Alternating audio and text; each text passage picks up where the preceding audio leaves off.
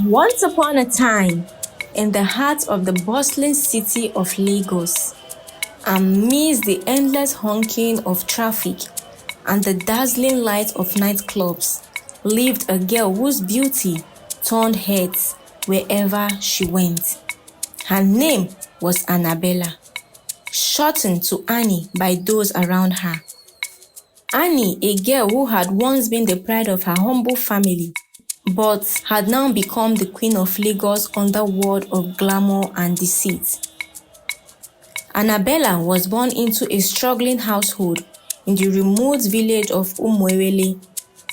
Her mother, popularly known as Mama Annie, a hard-working woman, ran a small roadside kiosk where she sells bread and akara, while her father, Papa Okechukwu, worked as a subsistence farmer.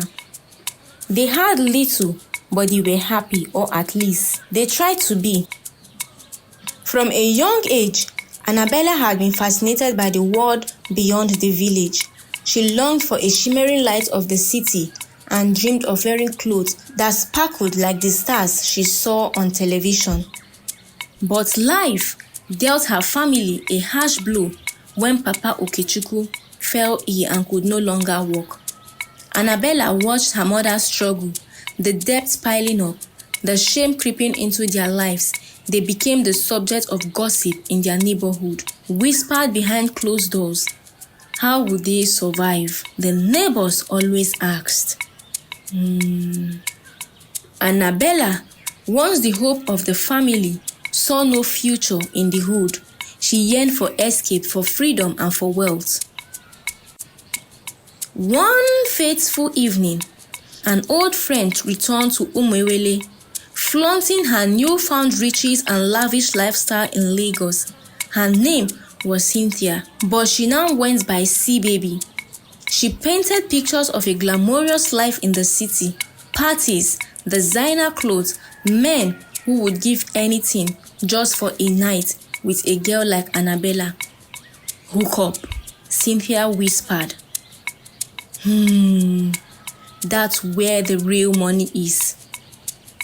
With dreams too big for her small village, Annabella made the choice to follow Cynthia to Lagos, believing it was the only way to pull her family out of poverty.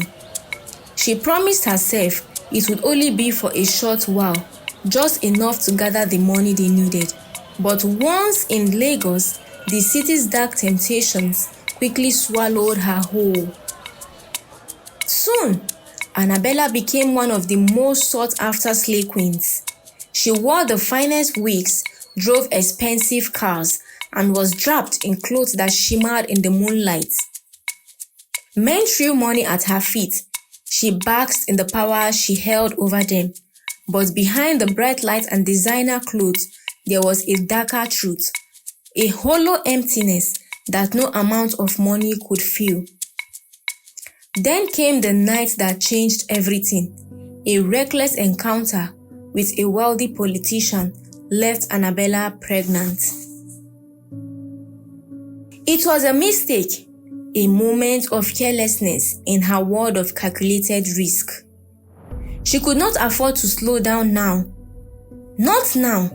Not when she was finally living the life she had dreamt of. Desperate to continue her fast-paced, glamorous life, Annabella made the most harrowing decision of her life. After many failed attempts to get rid of the baby growing in her tummy, she decided to give birth to the child. That period was like hell for her. Immediately after giving birth to the baby, one rainy night, Annabella made a very huge decision. She abandoned the newborn in a waste bin on the outskirts of the town, believing that she could forget her past and carry on with her runs.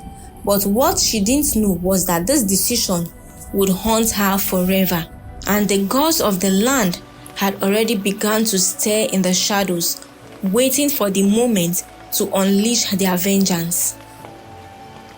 Little did Annabella realize the spirits of her ancestors had seen her acts of cruelty, and soon she would come to understand that no sin goes unpunished. The night Annabella abandoned her baby, the wind howled through the streets of Lagos, as if the spirits themselves were wailing in sorrow. She wiped away her tears, convinced that this was just a necessary sacrifice for the life she deserved. After all, no one had ever cared for her struggles, not in the village, not even in the city.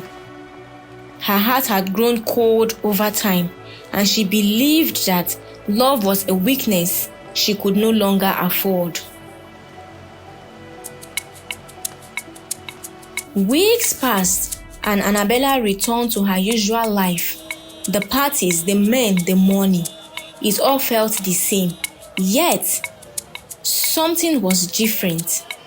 At first, it was subtle, a shadow in her dreams, a whisper she couldn't quite catch, a feeling of being watched. She brushed it off, attributing it to guilt she refused to acknowledge. But the unease only grew stronger. One evening, while at a high-end club in Victoria Island, surrounded by men vying for her attention, Annabella suddenly felt a sharp pain in her chest. Her breath became shallow, her vision blurred, and she staggered to the bathroom, gripping the marble sink as she tried to steady herself. Staring into the mirror, she barely recognized the woman who looked back at her. Her face seemed gaunt, her eyes hollow as though life was draining from her. Suddenly, a faint cry echoed in her ears. She turned sharply, but there was no one else in the bathroom. The sound came again, louder this time. A baby's wail. Panic surged through her. "It's not real," she whispered to herself. "It's not real." But the crying wouldn't stop. Terrified, she rushed out of the club, ignoring the concerned looks from her companions. She hailed a cab and went home, her heart pounding. That night, she barely slept. Every time she closed her eyes, the crying returned, accompanied by a shadowy figure standing at the foot of her bed. In her dreams, she saw the waste bin where she had abandoned her child. But now, it was surrounded by dark figures, ancient spirits, watching and waiting. As days passed, the visions became more frequent. Annabella's once flawless skin grew dull, and her eyes were filled with a constant fear she couldn't shake. She tried to drown it out with more parties, more distractions, but nothing worked.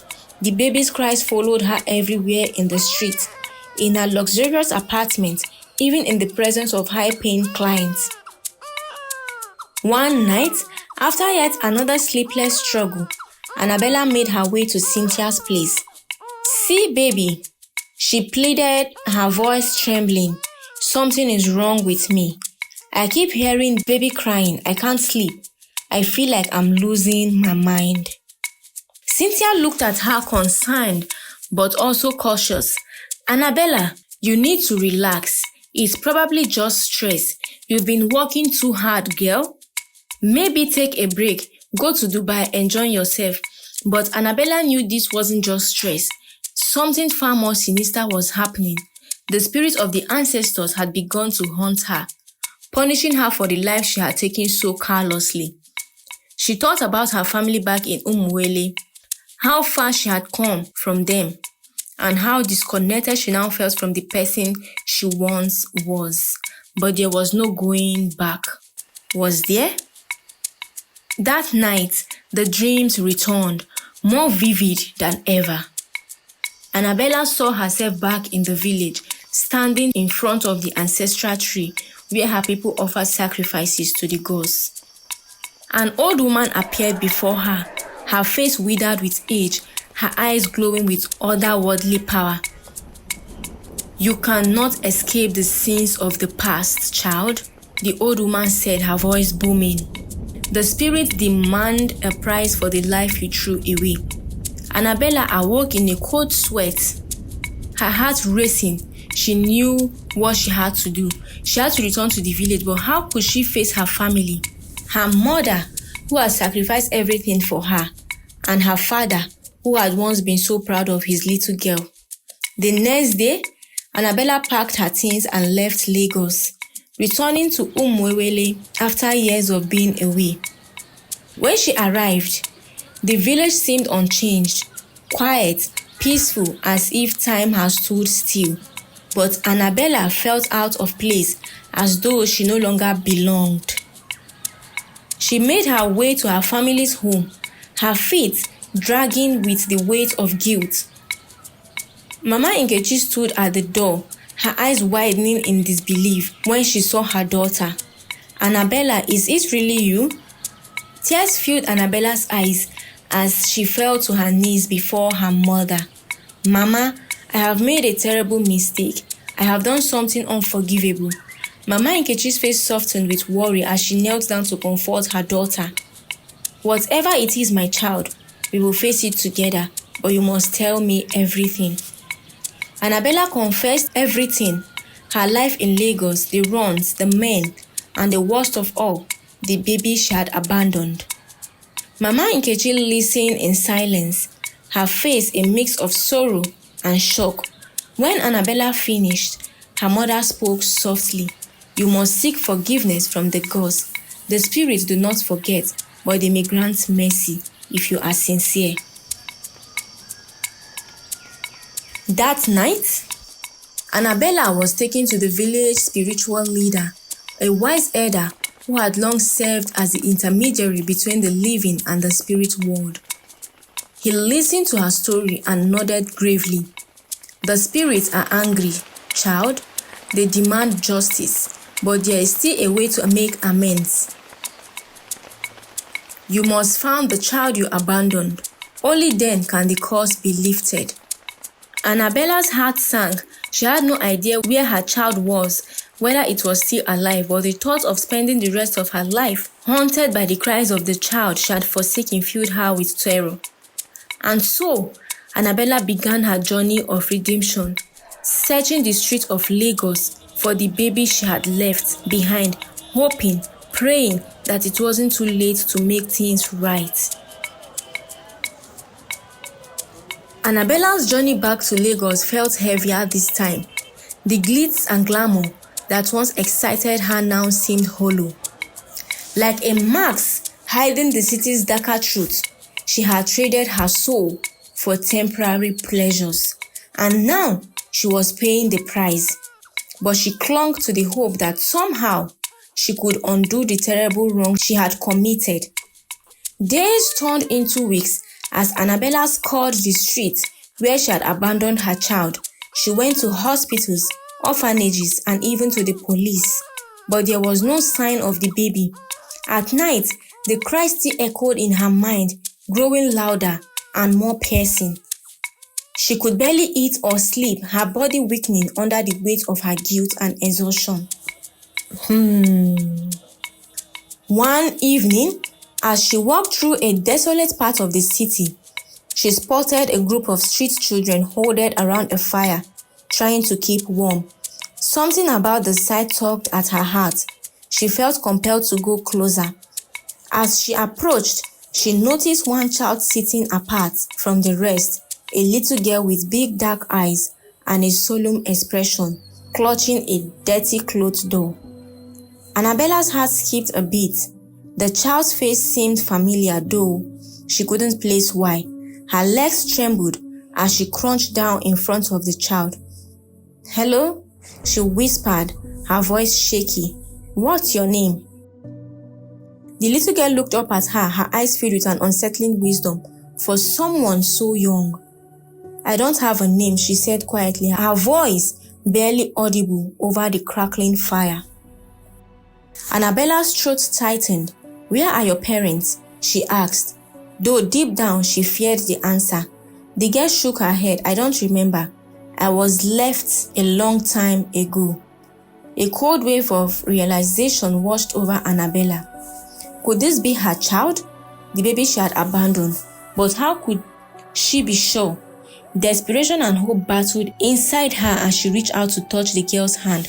"Do you remember anything?" she asked, her voice breaking. The girl stared at her for a long moment, then slowly lifted her hand to point at a dark alley nearby.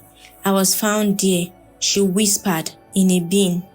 Annabella gasped, stumbling backwards as the truth slammed into her like a tidal wave. This was her daughter, the child she had discarded like trash. Tears streamed down her face as she struggled to breathe. "Oh my God," she whispered, trembling. "I'm so sorry." But the little girl didn't cry or flinch. She simply stared at Annabella with those same haunting eyes. "Why did you leave me?" she asked, her voice eerily calm, as if she had waited her whole life for this moment. Annabella collapsed to the ground, her chest heaving with sobs. "I thought I could escape. I thought I could forget. I was selfish. I didn't deserve you. But please forgive me." The child's expression didn't change. Instead, she stood up slowly, her small frame casting a long shadow in the dim light of the fire. "The spirit know what you did," she said, her voice suddenly sounding much older, much deeper. "They have been watching you. You cannot run from the truth." Annabella's eyes widened in horror as the little girl seemed to shimmer before her, her outline growing faint as if she were disappearing. "No!" Annabella cried out, reaching for her, but her hand passed through the child like mist. "The price must be paid," the girl whispered, her voice now echoing with the weight of ancient spirit. "You took life, and now life will be taken from you." With those final words, the girl vanished into the night, leaving Annabella kneeling in the dirt, alone. The world around her seemed to spin, the weight of her crime crushing her from within. She had found her daughter, but it was too late. The spirit had claimed her as one of their own. Over the next few days, Annabella's health deteriorated rapidly. Her beauty faded, her strength ebbed away, and soon she was but a shadow of her former self. The men who once adored her no longer cared. She was forgotten by the world that had once worshipped her. But the spirit never forgot. Every night, they came to her in her dreams, her daughter's face, her tiny voice, always asking the same question. "Why did you leave me?" One morning, Annabella was found lying on the floor of her apartment, pale and lifeless, her body cold as if touched by death itself. But the whispers in the village said that it was not death that had claimed her, it was the spirit. They had taken her soul as payment for the life she had forsaken. Her story became a tale whispered among the young girls of Umuewele and Lagos alike. Annabella, the once beautiful slay queen, had traded her soul for wealth and pleasure, only to be consumed by the guilt and consequences of her actions. And in the dark corners of the city, where the wind still carried the cries of forgotten children, the spirits of the ancestors watched, waiting for the next soul, foolish enough to believe they could escape their judgment.